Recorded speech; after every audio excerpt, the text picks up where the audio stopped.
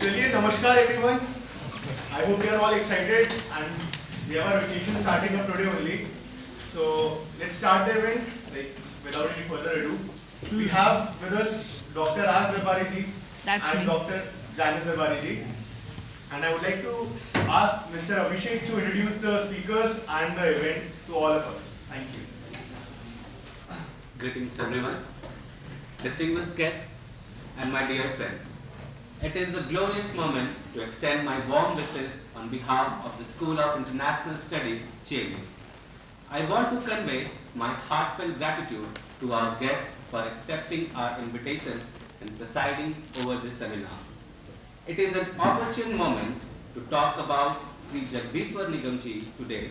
He may not be widely popular on the internet, but he was an Imperial Civil Service officer who displayed extraordinary valor to openly align with Gandhiji's principle of non-violence. He was the district magistrate of Ballia at the time, and it was because of him that Ballia was one of the first districts to bring down the Union Jack. It is highly important to share his story, and we are honored to have with us the authors of the book, The Administrator. Based on him, Dr. Raj Darbari ji is an author, journalist, film producer, and director. Dr. Janice Darbari ji is the Honorary Consul General of India to the Republic of Montenegro. They are also the granddaughters of Sri Jagdishwar Nigam ji.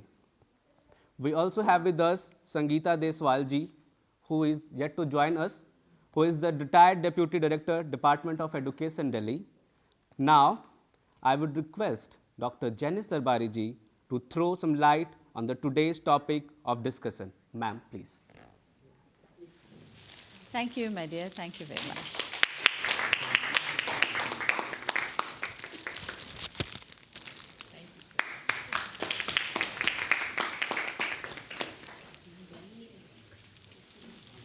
Thank you so much for joining, ma'am.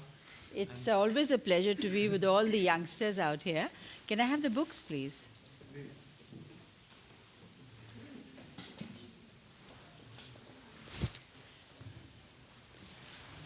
You're Abhishek, right?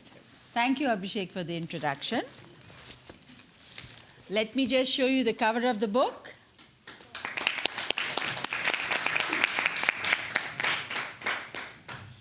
Thank you, Abhinandan, for making this lively interaction, which we're going to have very soon. Now, let me explain to you a little bit about the cover of the book. Here we have my grandfather, which you have rightly mentioned, Jagdishwar Nigam. He was an ICS officer of a 1923 batch.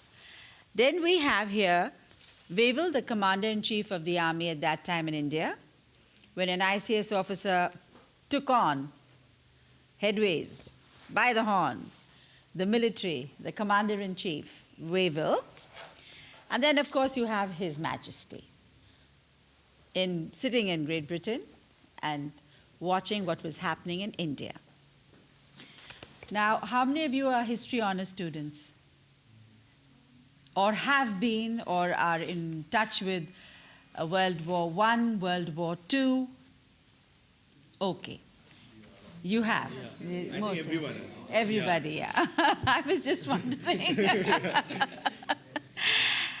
Now, and behind this, we have Winston Churchill, that iconic figure who people were frightened of because of the way he used to bulldoze every nation. And then we have Gandhiji behind bars. Now, this is the period of 1942. Okay, Quit India. Before I start, I would like to ask all of you sitting here, during this literature period of Quit India, have you ever come across a district which had independence, attained independence? No, it's not in your chapters of history. This is that part of history. It is the unknown file of the British authorities of the Home Ministry of 1942. Quit India. If you remember, I'll take you back. On August 8th, Gandhiji gave the call for quit India to the Britishers. And the Britishers responded with equal force, emergency and shoot at sight. Now this was the clear war between two ideologies. One was Gandhiji, who said peace and non-violence, and the Britishers, all along, while ruling India, believed in the rule of the gun. Most of you are familiar with 1857? Yes, ma'am. You're familiar with 1857? Yes, ma'am. Right. Yes, ma'am. Correct. You're familiar with Shaheed Bhagat Singh? Right? Now, when you are talking about this particular era of 1857, what comes to your mind first? May I ask any one of you to tell me? It was the first war of independence that was depicted. The support. Yes. Yes. And what was gruesome about it? Rani of Jhansi was outnumbered by the British, or was there treachery amongst the Indians? The Raja did not support her, and the Britishers had advanced technology at that time called the cannons. They had the cannons, and that's how they managed to win their point of view in 1857. But what happened? 1857, if you go back to that period of time, it is that period of time in history where everybody was sad because they had lots of hope in this lady. But when she was blown up by the Britishers, and she staggered and fell off her horse and she died, it was a big blow to nationalism. And when the nationalistic forces had felt this big blow, they sort of mentally, psychologically gave in to a large extent. And that's when Queen Victoria realized that the East India Company's play in India was limited, because as businessmen, you could barter and gain a few deals. But East India Company was looking at something more precious in India, and the economic fronts, the mines. So how many of you have heard of Bisra Munda? He was a tribal leader. Yes. What would you like to say? About Birsa Munda. Yeah. Recently we had a Jayantis of his celebrated. Ma'am, Indian government has started celebrating his birthday as the Janjati Divas very recently. Even he is commemorating called the as Bhagwan contribution- Birsa Munda. Yeah, Bhagwan Birsa Munda, commemorating the contribution of the tribal people in the freedom struggle. Correct. Munda tribe. Because he was also a force, and he also understood the Britishers were after their mines. That is the real wealth. So many of you have also heard of Shashi Tharoor's book, where they talk about how much of wealth went away from India. So all of this is a very planned strategy of the British. It's all planned. Even if you look at today's modern history, economic exploitation by nations of nations is taking place. In fact, the consumerism, consumers have to become the battalion to take on the subject and to get good products in your own country. This is a worldwide phenomenon. So at that time, here we have the colonial Raj taking place. Queen Victoria realizes this is what's happening. So in this book, we've touched upon these points because that is the impressions which are going to carry in the history when you're studying international history, and especially of the British colonial empire. And like you've put in here, it's the secrets of the British Raj, which we are going to expose. Now, I'm letting you on to the secrets slowly, so you understand what's the secret. When Queen Victoria became the Empress, she realized she needed to control India. And how to control India? So what happens in this period of history we've written about? This is called Bagi Ballia.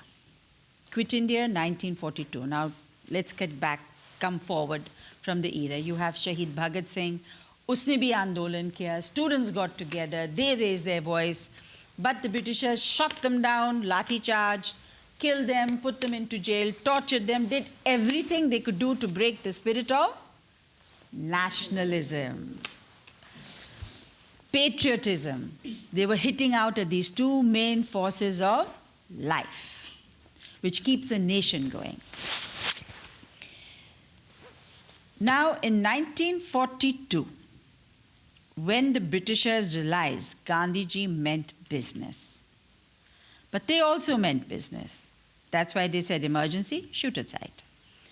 And according to some of the cabinet meetings which we've had our opportunity of reading in Great Britain at the archives, there are messages and notes on the cabinet file which we were not allowed to bring, but it said that they had planned to actually isolate Gandhiji From India. and exile him Exile him from India. from India, In 1942 itself. just to kill the movement, to kill the spirit of the people. Because they couldn't shoot him. No? So now let's go back to this file of 1942. In 1942, this particular file was taken away by the Britishers in the Home Ministry and buried.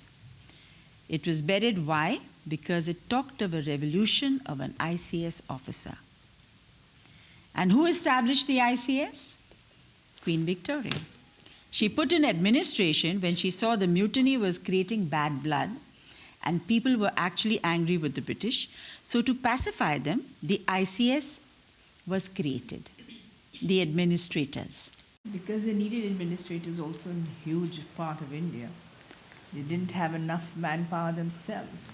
Besides, Our soldiers also. yeah, but besides having, one moment, Tony, but besides having the administrative forces of the military, with which they were ruling the world, if you look at the whole of Europe, you have Wavell, the commander-in-chief in India. But what was his background? His background was that he took on Mussolini. Are you familiar with the liberation which took place in Libya? What happened in the Balkans? No, they're not. You're not familiar. But I will request you all to read this book. We've put in a very special chapter on this. And then we've put in a very special chapter on Palestine. That why the Britishers took a mandate for Palestine. Are you familiar what does a mandate mean? When you get an international mandate, I once had a mandate for Macedonia to India. I got the mandate in 1994 to get Macedonia recognized by India. So I understand the importance and how politically significant it is. When the Britishers got the mandate, that's when they divided the land of Palestine and they gave a part of it to Israel, which later on created the West Bank dispute. Now you're understanding strategy of a military guy. What is the strategy of a military person? And with a prime minister like Winston Churchill, who was reigning quite through many periods in Great Britain. What would be their strategy? Anybody for it? What do military guys do? They conquer. They kill, they conquer, they pursue, and that's what was his mission in India. Any revolution. Yes, divide and rule is a different thing. But a military commander, it is off with your head. I don't want you to oppose me even for a second. So that type of a guy was posted to India. Wavell, the commander-in-chief. So now you imagine, here the Britishers are ready to take on all the revolutionaries.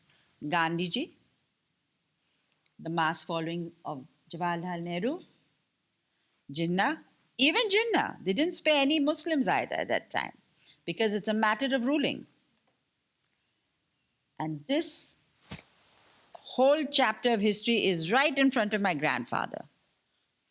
And it's in front of all the ICS officers. Imagine all of you were ICS officers. Think of it like that. You're all ICS officers. and your heads go like this when Wavell comes, and your head goes like this when Wavell goes, and you don't have the guts to speak because you don't know what is he going to do, what strategy he's going to apply, and if you're going to be killed or your business going to be taken away, if your family is going to be pushed into jail, because the Britishers had all over, what do they have? Spies. And the spies were sometimes stenographers, sometimes the people who sent messages, the ciphers. Go back into that period of time where everything was tick, tick, tick, tick, tick, tick, tick, tick. You know, it wasn't on mobile. You could just SMS. No. Everything was tick, tick, tick, and you had to wait at the other end in a small little district hearing, tick, tick, tick, tick, tick. You see what Bisra Munda must have done. Dum, dum, dum, dum, dum. Messages used to go. Now, when ICS officer had to send his messages, he had to be well planned because you're dealing again with the period where there was communication problems. So what happens? Let's go backwards. When you go backwards, then you have a look at the time. Here is the district of Ballia. One side you have the Ghagra. You have that beautiful, huge river coming all, which surrounds Banaras and everywhere. How many of you are from Banaras? None. Yes? Okay. So you've seen that huge Ganga ka ghat और कहाँ तक जाती है ना? तो बलिया एक ऐसा जगह है जो घाट. It's got one side Gorakhpur, then it has this side you have the beautiful Ganga, and then you have the big district, and it was a huge district. In this book, we've shown you it was so huge that they had to make such a big collectorate. You know, itna bada collectorate banana pada to govern. In 1900, that collectorate was established. I would have shown you my PPT. Do we have? It wasn't set up. Okay, doesn't matter. Next time we'll do that. And that was the district magistrate's bungalow. Huge. It means he had so much of powers. He had, what did the magistrate have at that time? He had criminal, plus he had civil and judicial and criminal. Anybody he wanted, uthao, jail mein dalo. Riazuddin Ahmed, he was the superintendent of police. Okay, at that time. Now we'll come to the period of 1942.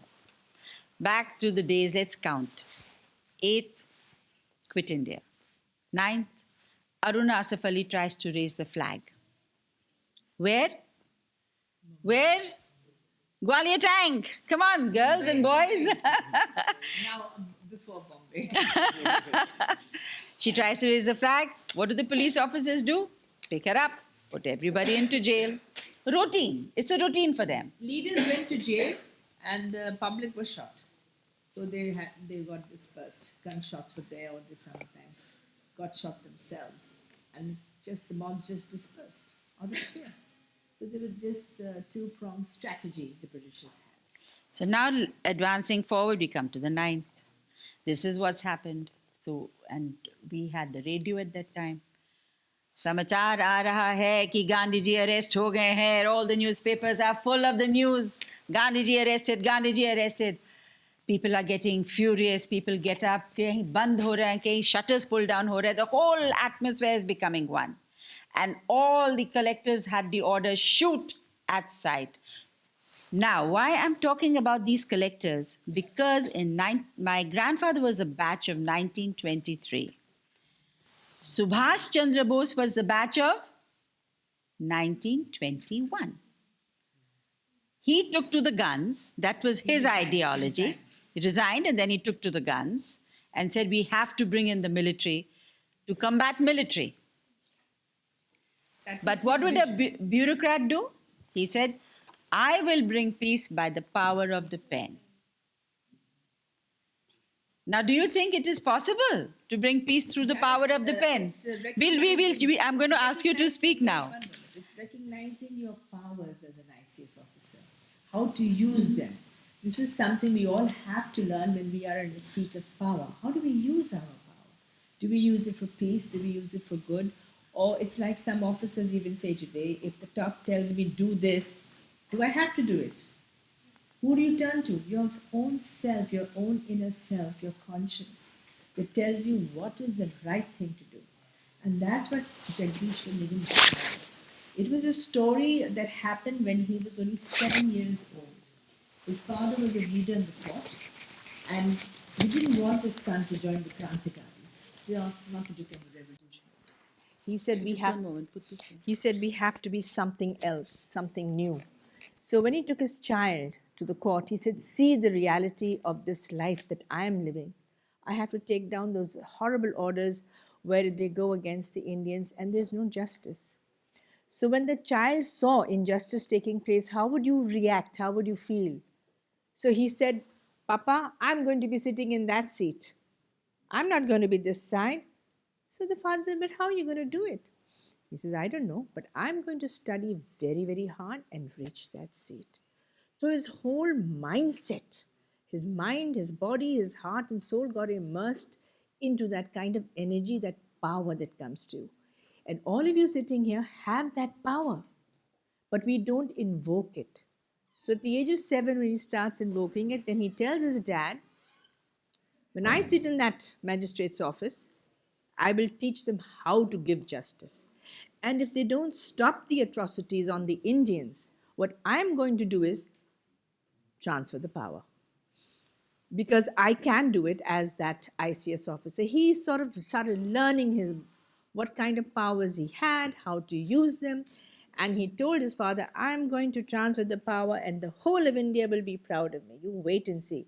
And if they don't follow me, then I will try to influence the Britishers and explain to them that this is not the way we need to live. If we are rulers, we need to have everybody happy, everybody rich, everybody having some money in their pocket, not stealing from them or depriving them. So here his own preachings also come out. As a human being, how to be kind to another human being, because he said we must take our human being existence as a vardhan from the gods. We are not born an animal, we're not born an insect, we're not born as a cockroach. So what are we going to do with our lives? This becomes the most important aspect of every student. What do you consider yourself a human being that's going to be nice and kind to other people? Am I right? So whatever, you can be a teacher, you can be a ruler, you can be anything. The same thing happened to Mr. Jagdishwar Nigam. He transformed himself seeing those atrocities. And in 1923, when he became the ICS officer, the whole of Moranipur, the Jhansi, Banaras, and all these people said, Hamara ek banda aa gaya. Because very few Indians were there. You know Rabindranath Tagore's brother, was it? He was the first ICS. So these things were a great matter of pride to us. So you can imagine the whole city, how happy, how joyful they were. And they knew his ideas, his views, that he is going to change, bring about the change with the power of his pen. Andar se ek bhavna thi कि यही करेगा बंदा. So they started joining him in his own forces. And he was started being known as Devta. But when you go for training, so in 1923, he was sent off for training to England. And guess what happens there? He's studying there at the university, the College of Cambridge. At the same time, in his mind, it's ticking, I have to get in touch with all these MPs, with all the ministers, with all the conservative parties, the Labour parties, understand their system. And that's where he learns further. It's a democratic country. They have a two-party system. What do we have? We have atrocities. It's so different. They're not right. Something's wrong. And then he starts to, when he meets all those people and he comes back in 1925, he's transformed into a brown sahib, as they called it. But what was in his mind was what he thought at the age of 7. So now begins his journey, and when he gives his first order, my mother said to me and to both of us that he was so happy when he gave his first orders that I did justice. Now I'll teach them how to do the justice. So you can see his judgments. And when later on what happens is that now the thought of freedom is coming. Now he meets Gandhiji. It was a secret meeting which he had. It's in the book. And Mummy, our mother Sheila Dabari, who's written the book actually, she was a witness to each and everything that was going on. And she was about 14, 15 years old. So the impact was very strong on her mind. And at the age of 90, when she was coaxed by the IS officers of India, Mr. Verma and his family and other people, to write the book, she started remembering everything, each and every point, each and every detail, which was totally remarkable. And I think we all are inheritors of that history, the correct knowledge, the correct reality, exactly what happened. And why did the Britishers transfer the power? Let me add one thing. It was my mother, you know. She turned around and she said, I have to get the facts out of the ministry. Otherwise, otherwise, it'll be again, people will say it'll just be hearsay, though I'm an eyewitness, but we must always prove each and every fact. So, as historians, we have the onus upon us to prove each and every fact we state. Unfortunately, till date, many of our historians haven't done that. And in the books of history, we have words like it appears, it has, it appears, perhaps. I'm a history honors student and I question from LSR, and I questioned my professors many a times. Why is it appears, ma'am? She said, well, that's the way history is. Certain facts. But this time when we wrote the book and we all sat in the National Archives, we made sure we took out the file, and that's going to be a treat for all of you to read in the book, how well the Britishers wrote their orders. And the orders they wrote, you see, they thought of every full stop and every comma, because they were planning. They could not hang Mr. Nigam. They couldn't shoot him. Why? Why? Yeah, you're hot, but you're not absolutely hot. Why? Because it was he was on His Majesty's service. You see, every ICS officer, the Imperial Civil Service, was appointed. Finally, it was the His Majesty's nod. कि ठीक है, बंदा को रख लो. And the cabinet had to take a decision. And because they had formed this ICS, they never thought it was going to revolt. Why? Because they had huge salaries. At that time, to have 2,000 rupees as a salary was like 2 lakh rupees. Imagine in a district, एक आना, 10 पैसा, 5 पैसा, उसका बहुत value होता था. बहुत value होता था. And at that time, you had that type of a salary. Plus, you had the buggy, you had the car, you had everything like a private service to you.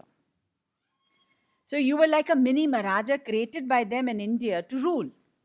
And this time it was a ruling class, which was basically their own people who they had trained in Cambridge.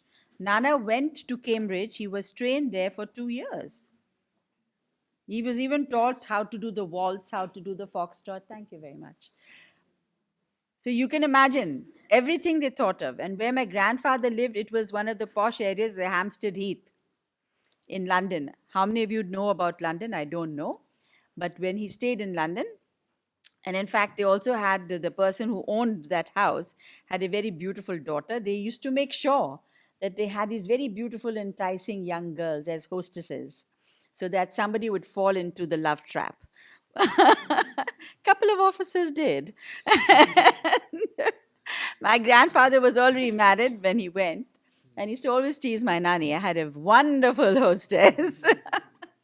So when he came back, but his, जिसे कहते हैं ना, that beautiful song of Raj Kapoor, मेरा जूता है जापानी, मेरा pant है इंग्लिशतानी, लेकिन सर पे लाल टोपी रूसी, पर फिर भी दिल है हिंदुस्तानी. So that was Nana in a nutshell. Now, here we have, let's come back to history. We're counting the days. And one thing my sister was, I think she just did not add it, I'm going to add it. When Nana was sitting in the court and he saw his father's eyes fill up with tears, you can imagine the frustration of a 7-year-old kid.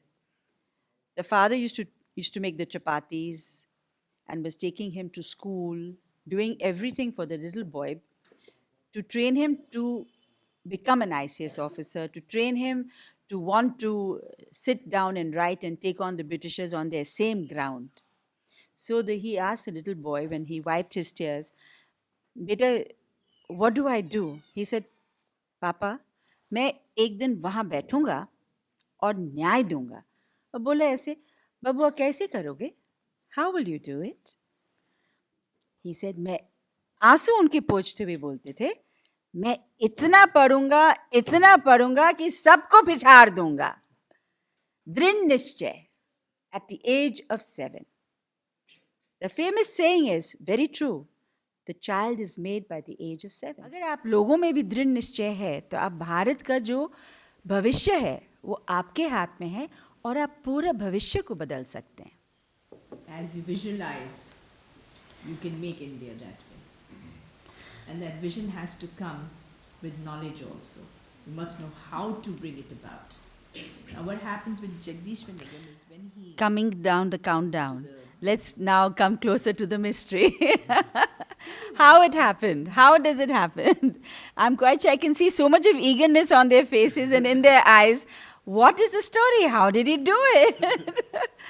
It was an amazing story for us also, because when we started putting the points together and the historical facts and the dates, it's amazing to think that one officer can get up and just transfer the power as he visualized it when he was very, very young. There was, in 1942, that's 19th of August, 1942, there's a story behind that of how he actually did it. He called in the police, the superintendent of police, Riazuddin Ahmad Khan, and he holds a very big historical fact, because without him, Nigam could not have performed. So both of them together did it, and I think we should all applaud him also. Let's applaud him. Come on, give him a good clap. The soul or the super soul, wherever he is, did a great piece of history. He was, when you know how the police is, and the ICS officer said to him, मैं खून सनी रोटी नहीं खाऊंगा, मैं लोगों को मारूंगा नहीं और उस पर मैं अपनी बग्गी पर नहीं चढ़ूंगा. I will not eat bread soaked in blood. I am going to get rid, not not shoot anybody. So he told the superintendent of police, you have to stand by me. And he said, sir, I am going to not stand by you. I am with you all the way. Whatever happens, whether we are dismissed, whether we die, doesn't matter now. So what are we going to do? What are the orders he gave? As a nice... Well, only one moment. You know, she has just rightly said, this young girl, when she said Britishers played the rule of divide and rule. Divide and rule, right? And now this little point here. Now when you're writing history, these points are important. One moment, doing this 1 minute. When you're writing history, these little points are very, very important. We all know the Britishers played the game of divide and rule. Now in administration, how do they do it? Riazuddin Ahmad Khan, he was a Muslim. Mr. Jagdishwar Nigam, he used to have his small Gita always in his pocket and used to recite the Hanuman Chalisa. And here he used to do his namaz. But Riazuddin Ahmad Khan never got along with my grandfather. Never got along. Whenever they were posted, they always had a dispute. Riazuddin had 30 years of service plus the King's Commission. So you can understand his mindset was Kattar insan tha. And my grandfather was known as Devta because he was always going to the people. He was when he topped the ICS, he was an ace mathematician. A mathematical, what would you say, was given, a question was given, and that question was so topsy-turvy that only a genius could set it right and answer it. And he was the only one who did it. And when he did it, the Britishers said, this guy is a genius. And what did they look at? His mathematics. When he went to England, the first thing they did was to give him all the revenue records. Why? Because the colonial empire was from right around the world. And they gave him a set and they said, sort it out and tell us from where we can host in the biggest revenues. And he was able to do it in a record number of days. They used that mind to understand India's revenue collections. So you can understand why Riazuddin and Mr. Nigam were also at loggerheads, because they were using him for going down and beating up people. And Mr. Nigam was the person to say, don't beat, but we will collect the revenue from the person, but don't beat him. So एक डंडा पे चलता था और एक कलम की नोक पे चलता था. Now when they posted him in 1942, the Britishers knew that it was a very sensitive period. Okay? And they had to have if Mr. Nigam did not react, then Riaz should have shot him. And if Riaz did not act, then Mr. Nigam should have shot him. That was the way they had posted people in the districts. But what did Riaz do? He said, Mr. Nigam, whatever it is, I am also not for partition. I do not want partition. Because what does the ICS officer have as a privilege? In the corridors of power, you are friends with Mr. Modi, who is the chief secretary. Mr. Modi, who was the chief secretary, that you'll be reading that letter out, and Mr. Nigam, they both were posted together in Kanpur. And Mr. Modi, when he became close friends with my Nana, obviously Nana got to know many things that were going to happen. He must have said, Mr. Nigam, you just get me the revenue sheet of this densely populated Muslim area, this densely populated Hindu area, this industrialist, that. They used to talk like this. So what Mr. Nigam and Mr. Riazuddin did became a big blow for the Britishers, because they were so sure that they had played the divide and rule in Ballia. And that file you're reading is of Riazuddin. You want me to read it out? Yes, I want you to read it out. Here, may I give you this? You'll just speak into the smaller mics also. If you can. So the letter is from R.F. Moody, who was CSI, CIE, OBE and ICS, Chief Secretary to the Government, United Province. And the letter was sent to the Secretary, the Government of India, Home Department, New Delhi. Dated May 18th, 1943. And the subject was Inquiry into the conduct of Mr. Riazuddin Ahmad Khan, IP. Sir, I am directed to refer for the orders of the Secretary of State the case of Mr. Riazuddin Ahmad Khan, IP, Superintendent of Police in the Ballia district in the month August 1942. His Excellency is of the opinion that Riazuddin Ahmad Khan should be removed from service.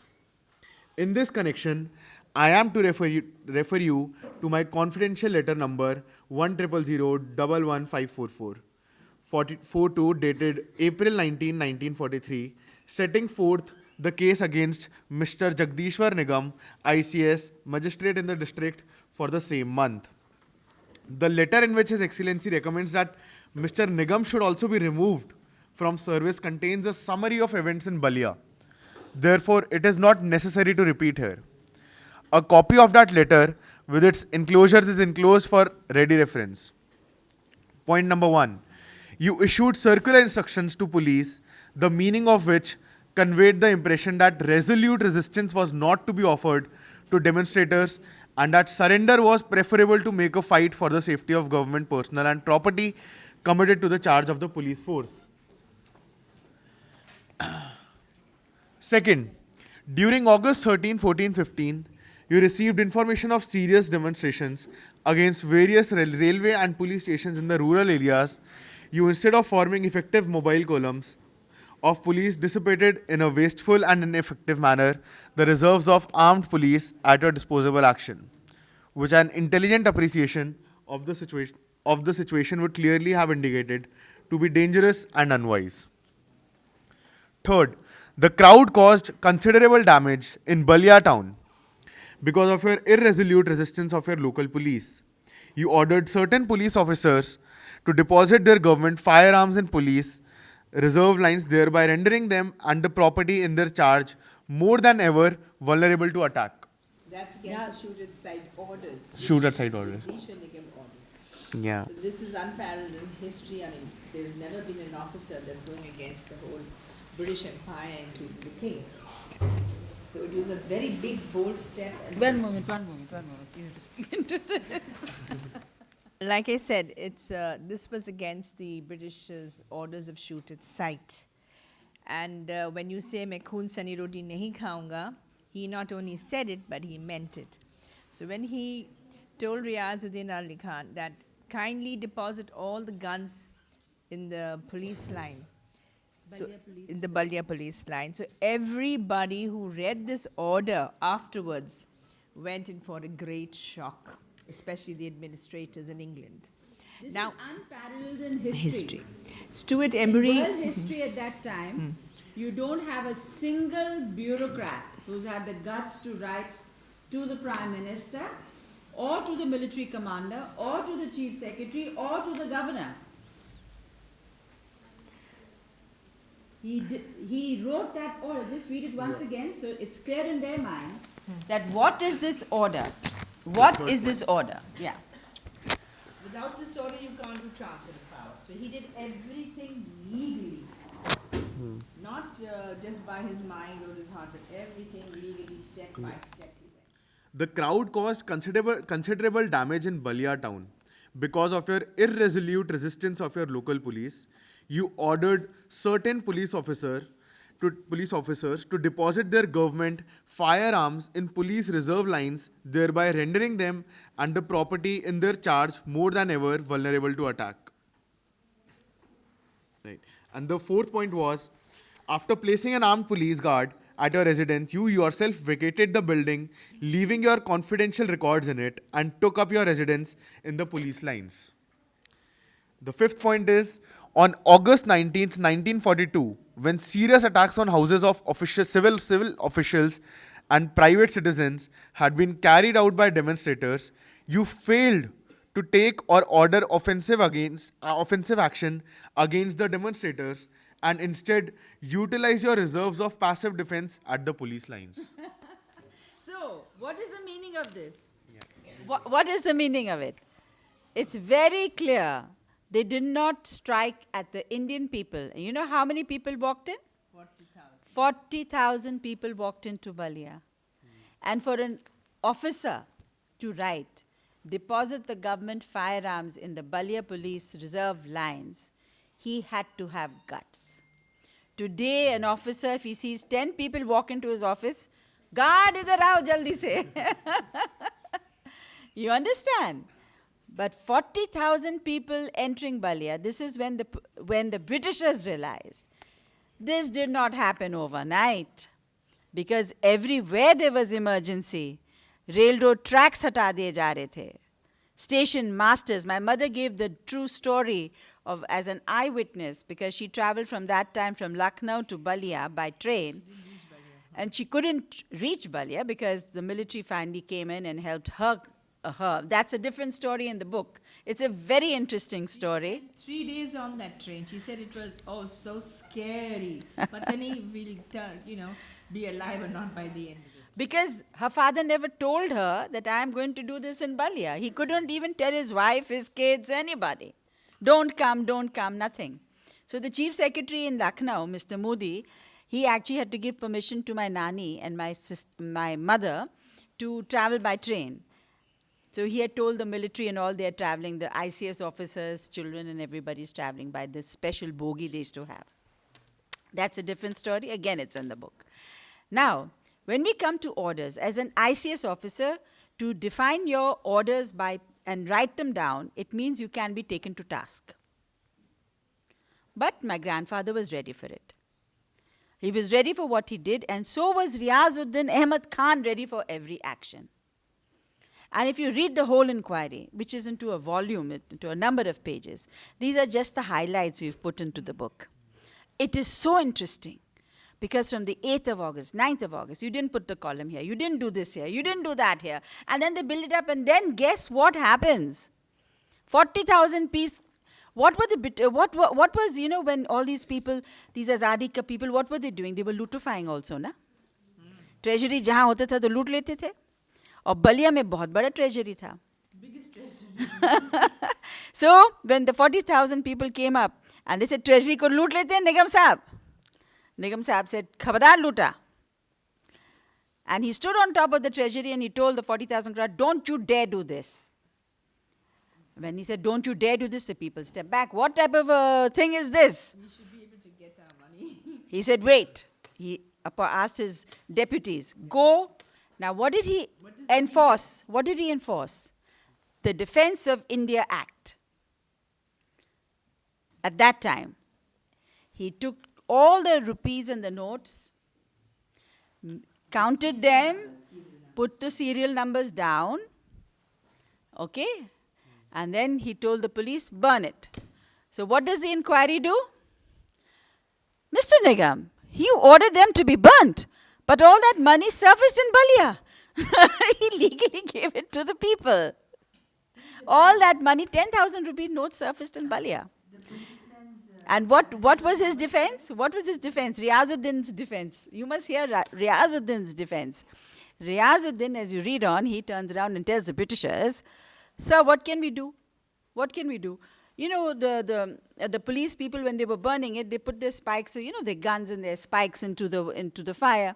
And if some money came onto it, what can you do? What can you do? So he made it look so normal. Sir, this is a revolution. What can we do? Legally writing an order, he wrote an order. And then he flouted the order, but indirectly. So when you want to help people, there's so many ways of helping. And so many ways of hoodwinking the government also. People who don't want to be human. So read the back of the book now. What did the inquiry say of Mr. Waddell, the police chap? One moment here. This is all yours.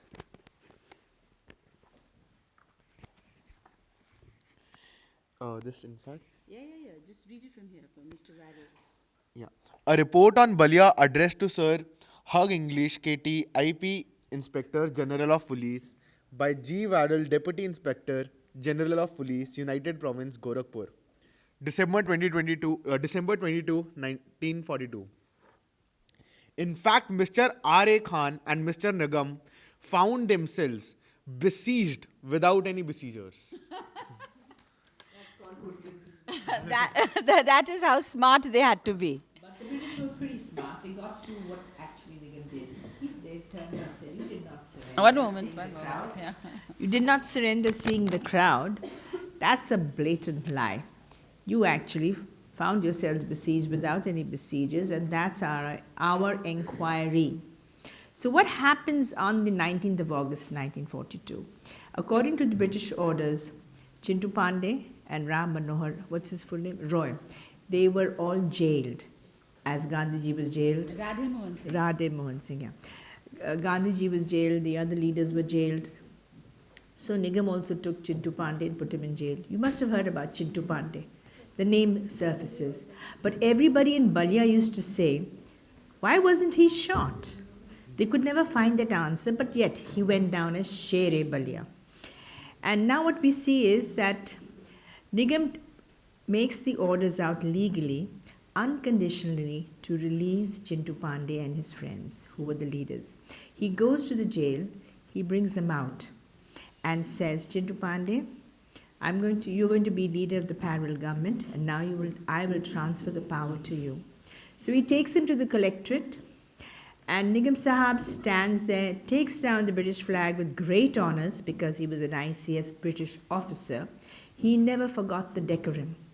And that was done with a lot of love and a lot of respect for that country. And after doing that, he takes his solar hat off, throws it on the ground, stamps on it and says, there goes the British Raj. And this you can see my mother saying even on television, on the Doordarshan, which they did a 1-hour interview. And she says it with such pride. And then she says, after that, everybody sang, Jhanda Ucha Rahe Hamara. And they went on singing. You know the song Jhanda Ucha Rahe Hamara? You know? Jhanda Ucha Rahe Hamara.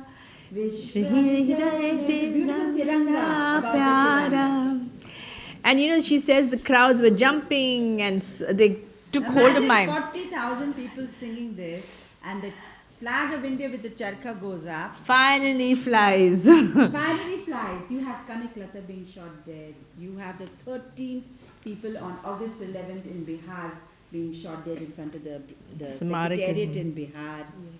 Everybody was shot dead or jailed. And here, the Tiranga was lehrafying. So this is the part of history none of us knew. During Quit India, there was actually 1 day of victory. Not one, but 4-5 days of victory in Ballia. Until the Commander-in-Chief Wavell got the order to, yes, shoot at sight and to recapture Ballia.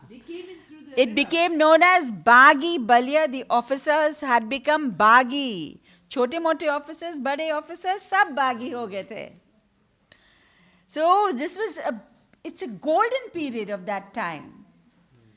And when we've bought this book, you can imagine the Cultural Ministry has put it on their Azadi Ka Amrit Mahotsav portal as that piece of history which was unwritten. So we are trying now to make it a Vijay Day for the people of Ballia and for the people of India. During Quit India, there was one Vijay Divas because the Britishers had to recapture. And how did they recapture? They couldn't come by the train route. Ballia was cordoned off and there was no train. They had to come by those small boats, Banaras. Nethersole, the commissioner, he was in Banaras. And he was waving, because he came to Ballia on 12th, 10th and 12th, as per the records of the government. And he asked Mr. Nigam, everything under control? Yes. Yes, sir. Mind control. And then Mr. Waddell came on 12th and 13th. And then he asked, Mr. Nigam, you need any forces? Yes, sir, I need forces. But I don't have any to give you. Everything seems to be under control. Yes, sir. So you see, this period of history is so touching. And it's so, when you get into it, you will feel the emotions. And we're going to make a film about it. So my sister is now, she's into film, so she's also coordinating the film agenda on this whole thing. Because here you have Wavell, the Commander-in-Chief, saying recapture. Then there you have Winston Churchill hopping mad. How did this happen? Stuart Embury, the Secretary of State with cabinet rank in Great Britain, saying, how did my officer become Baghi? And then Winston Churchill saying, then get off with his head, because Wavell and Winston Churchill were like this. Now you see the cover of the book. The best of best friends. The best of best. And everybody trying to say, who is this Mr. Nigam? And that photograph which you see on the cover of the book was taken by my mother when she met her father 3 months after Ballia was given freedom. And when he came back to Lucknow, that's how happy he looked. And my mother said that he looked so happy. He said, just hold on, I'm going to take your photograph. And she said, I never saw such happiness in my whole life on his face. Because what he visualized, he did it. He completed it. He transferred the power. And as a human being, he brought in the peace and love within his own communities and in the districts.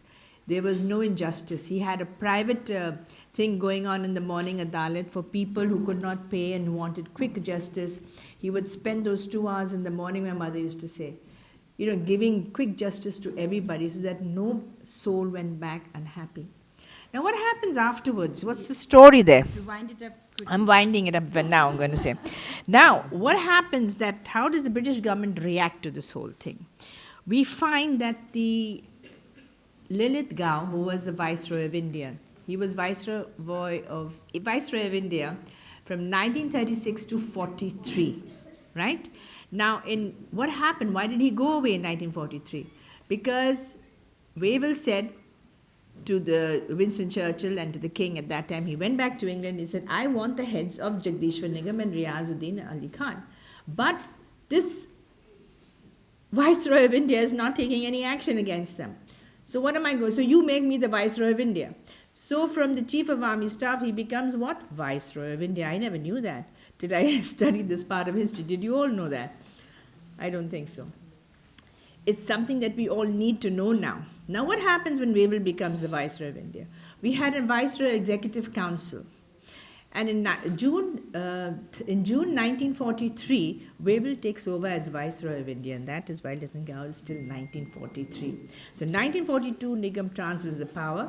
1943, Wavell says, I'm going to become the Viceroy of India and take action against these two Johnnies, as he must have put them in his own language of the British, And he tells the Viceroy Executive Council that we are going to sign this letter and send it to Emery, who was the Secretary of State for India at that time. So on 14th of December 1943, he took, how fast he was, no? He writes that letter with the Executive Council, had 15 cabinet ministers. Cabinet ministers meaning what? For the government of British India. So they were all ministers for the government of British India. Very important people. We have the list on that. If you read the list, it'll open your eyes a little bit. We have the list of people who signed the removal. So 15 cabinet ministers plus the Viceroy of India had to sign that letter. Just one second, let me just complete. Sign that letter and send it to the State Secretary of State in Britain. Emery, his name was, Janet Emery. And on the in February 1944, what happens? He accepts it. Now Nigam says, I'm not going to accept this because I did nothing wrong. I transferred the power, I stopped the atrocities. We are all human beings, and I'm telling you what I did was right, and the whole world should be following this. It has to stop. Let us give them freedom, and India and Britain to prosper. Let us become prosperous nations, as you all would think today. So he said, I did nothing wrong. So he filed a court case against the Secretary of State. What happens when he files that court case? Churchill was angry. The King George VI said, what the hell is going on in India? We are being sued now by our own British officers. Can you imagine the film being made like this? What's going to happen? Something which we never knew. And he sued him Sues the British government for 3 lakh rupees, which was 22,500 pounds at that time. But that didn't happen. Now what happens? Nigam is writing the letters to all the MPs which he knew. He knew the leader of opposition in England. Who was the leader of opposition? Anybody guess? With Churchill as Prime Minister, who was the leader of opposition in England? Attlee, that's right. And Attlee is one of those guys who made the NHS in England. And he used to work for the upliftment of the poor in the East End during that time of World War I, World War II, when he joined the Labour Party. Now, unfortunately for Churchill and Wavell, guess what happened? Can you make a wild guess? They lost power in July 1945. Attlee won a landslide victory. So for Nigam, this was the happiest moment. And when he became Prime Minister in 1945, on February 1947, what did he do? He dismissed Wavell. You getting the story now? Wavell got dismissed, and he got Nigam dismissed, and he got Riazuddin dismissed, and now Attlee came in and dismissed Wavell. So Churchill asked in Parliament to Attlee, hello, how can you dismiss my Wavell? Wavell was his. You can't do this without asking me. You can't do this. This whole argument in the Parliament is in the book. When you read it, you begin to see how prime ministers talk, how presidents talk, how kings talk, how the crown rules. What is wrong is wrong. we have to. Yes, I'm just winding up. Just one more line there is. You know what happens in the end? So, when he gets dismissed Wavell in February 1947, who is appointed? Mountbatten. And Mountbatten was the cousin of King George VI. When he gets appointed again, guess what happens in August 1947? We got freedom. So the deposit the guns came true. So what happens now? Attlee, when the British government Deposit the gun. And Deposit- that's exactly what the transfer of power was. So, Deposit the gun. now what and happens? give India freedom. What happens to Mr. Nigam? the orders that come in from the British government said that you did nothing wrong because we did what you did. You deposited the guns and you transferred the power, and that's exactly what we did. So now we cannot dismiss you, we cannot suspend you, and for And he became guiding the me. first revenue secretary. One moment, Janice, you forgot. And So it's a success story of Mr. Nigam. so, and they said that since you guided us right, because I think Tony, we are going to. I'm so sorry to cut you off, but I think people have like booked their trains and flights Trains and today. flights. That's right. We are So sorry they for have that. to head back. They have to hit the road. let me tell you the last line is that the government rewarded him with those 3 lakh rupees. They said, thank you for telling us what was right. And he brought in the peace. So that is a very, very big It's a thing big for one. scoop, actually. It's one of the biggest secrets of the British Raj, which was very beautifully tucked away in a file, and the file he didn't find under the name of Mr. Nigam. Yeah, it doesn't end. That's the story. So that's how we got freedom with the Wavell and Churchill We and have all. another session where we will then ask you to interact after reading the book. Stay after for some time. Yeah, sure. So, so thank you everyone for joining. I would like to request her to say some concluding remarks, the vote of thanks, and we have the speakers Yeah, just give for us. some time even after the session. So DK, feel free to we're here. join us for the conversation. Okay, so in this chilly weather, hearing the brave story of Shri Jagdishwar Nigamji, provided us with not just the desired warmth, but with also an inspiration to be etched in minds as citizens and especially those endeavoring public service as a career. The delightful discussion of the respected speakers compelled me to draw the analogy between the infamous German Jews Eichmann trial, who brutally murdered morality as a civil servant in the cloak of banality of evil. On the other hand, our unsung Indian hero, who stood up against the British Raj, not caring of personal or professional ramifications, making my heart echo nothing but a serene song of Mohammad Rafi, हम लाए हैं तूफान से कश्ती निकाल के, इस देश को रखना मेरे बच्चों संभाल के. It also reiterates the fact that how pricey the freedom is that we enjoy today, but still take that for granted. I would like to extend my deepest gratitude to our guests, Dr. Janice Darbari and Dr. Raj Darbari ji, for taking out precious time from their hectic schedules and enlightening us on the issue and making our hearts swell with nothing but pride. I also thank the student community of SIS and backend staff, without whom this event would have never seen the light of the day. And last but not the least, warmest thanks to the audience for being able to make it at such a short notice. Thank you, everyone. Have a great evening and a Happy New Year. Very well spoken.